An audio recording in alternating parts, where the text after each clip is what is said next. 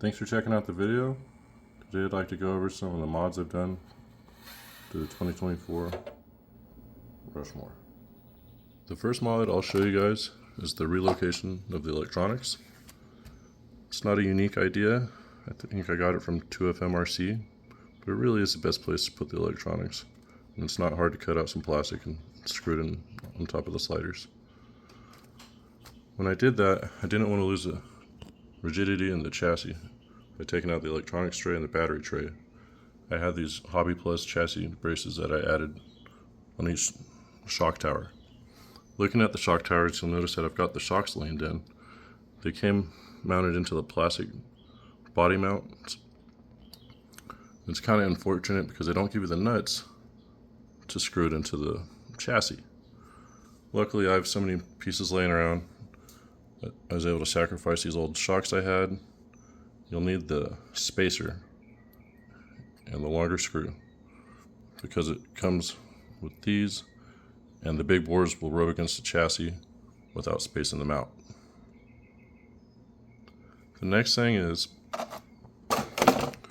for the front, I noticed I wanted a softer foam, and I was able to accomplish that with these white foams, which came in a pair of Hobby Sole wheels. And I used brass rings, which I got from a Hobby Plus Builder's Kit. These are real heavy, but I only put them in the front. So I've got brass rings and softer foams in the front, and the electronics relocated. So it really makes a nice difference for weight bias. I don't have a scale, but it feels different. I'll have to get it out and test it out and see what the difference really is.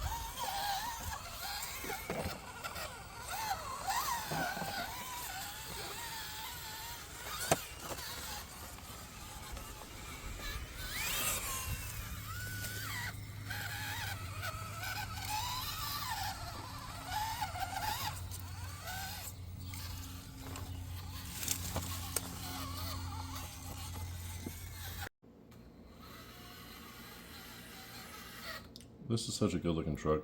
I really enjoy running it. These mods have helped. It's made a noticeable difference. Bringing the electronics onto the sliders, brought the weight down, and I really like these stock tires. That's why I put the foams in them and the brass rings to try to maximize the stock performance I could get out of them. If anything, I think I might put the brass rings into the rear because I might have overcompensated and put a little too much weight on the nose. And if I really wanted, I could fix that by switching over to one of these 1.0 wheel tire combos that I have. But I'm telling you, I am honestly impressed with these stock tires. And I'm going to put the brass rings in the rear before I try switching out to a different wheel tire combo. I also wanted to mention that when I laid the shocks in, it caused a little bit of tire rub.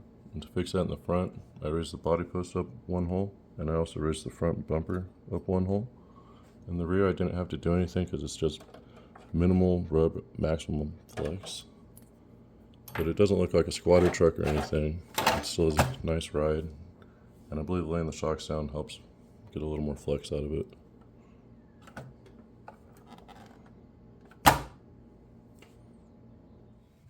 Thanks for watching. I hope you enjoyed the video. Subscribe and come back for more Diamondback RC content.